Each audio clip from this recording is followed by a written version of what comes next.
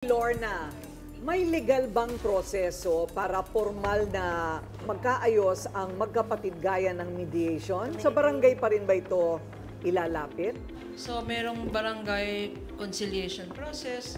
Pero ang problema nila, mas matindi, no? Siguro yung barangay nila, walang ginagawa. For instance, ang daming, yung issue ng teenage pregnancy. Yung barangay na yan, dapat meron silang, libre yan eh. Libre yung mga birth control pills, libre yung mga condoms. Tapos, itong si Casey kasi Alisa, pareho kayong single parent. Wala kayong, merong mga tatay, pero hindi naman kayo nag-asawa. So, pwede kayong mag-avail ng single parent provision sa barangay. Pangatlo, yung mga anak ninyo, pinapalaki nyo sa paghingi ng pagkain sa isang restaurant. Yung mga anak ninyo magiging malnourished, malnutrition yan. Pag may malnutrition yan, yung mental health nila ay yung affected yan.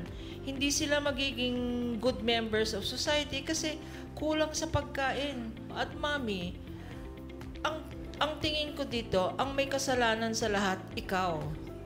Kasi ang nagho-hold sa family, lalo na sa Filipino family, ang nagho-hold at nagbibigay ng ehemplo sa pamilya ay ang nanay.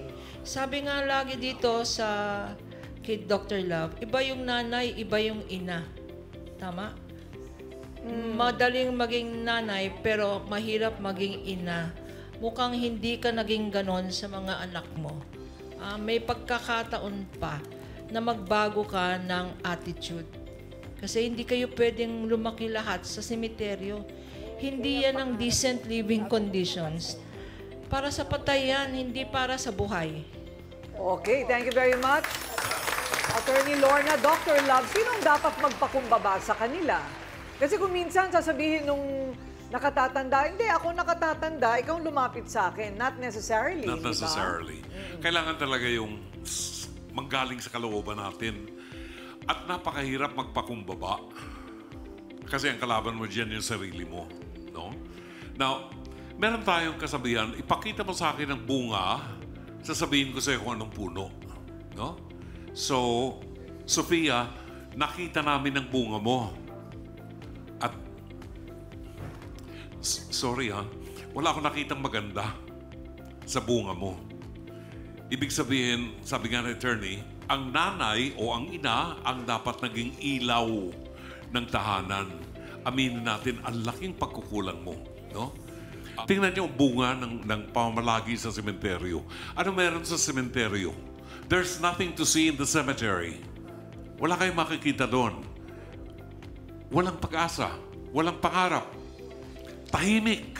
At kaya tahimik, marami tayong panahon para gumawa ng bata kasi tahimik. Lumabas kayo ng sementeryo, merong tinatawag na callous to sin. Ito, callous to poverty. Nakontento na kayo sa buhay ng mahirap. Hindi kayo nilalang ng Diyos para maghirap.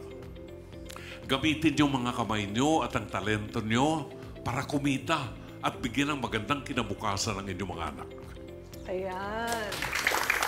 Doc Camille, anong epekto nitong kalagayan nila sa mga anak nila? Kasi henerasyon na yan, nandun pa rin sila. Hanggang kailan sila sa sementeryo? Yun na nga, Ate Coring Ang problema dito, alam nyo, di ba pag sinasabi nga, uy, bakit naging adik yung anak mo? Siguro kasalanan ng magulang. Lahat palaging kasalanan ng magulang. Kahit na sabihin nyo na hindi pinapalaki yung maayos yung mga anak nyo, kung minsan pag may ginawang mali ang mga anak, kasalanan pa rin ng magulang. Kaya napansin nyo kung bakit ganun si Lola Nida. Kasi sinabi nga niya, pinalaki niyang maayos yung mga anak niya. Tapos nakita niya yung bunga, ganito ang pangyayari. Hindi siya matatapos hanggang hindi nyo inaayos ang inyong pag-uugali, hanggang hindi nyo inaayos na meron kayong gustong maging ambisyon. Kasi alam nyo, meron, dun sa kabilang side, di ba, nandun kayo, dalawa yung sementeryo na yan yung sa kabilang side na cemetery dun sa La Loma, alam ko kung gaano yung mga restrictions nila.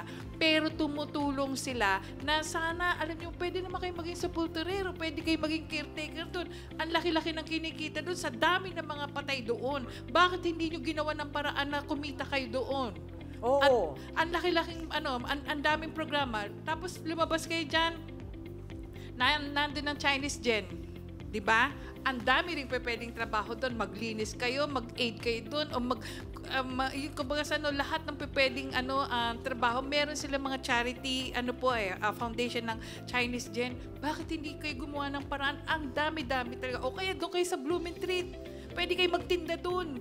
Ba't hindi kayo mag-ambisyon?